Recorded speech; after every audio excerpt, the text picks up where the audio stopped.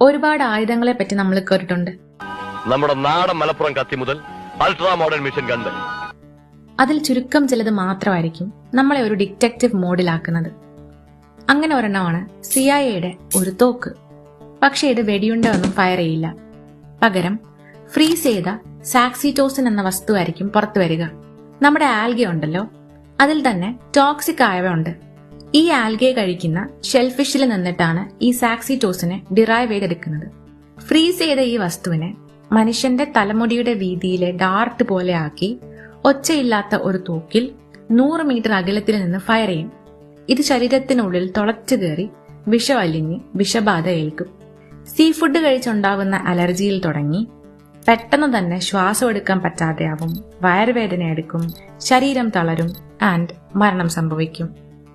ഷെൽഫിഷിന്റെ poisoning പോലെ തന്നെ. പക്ഷെ ഷെൽഫിഷ്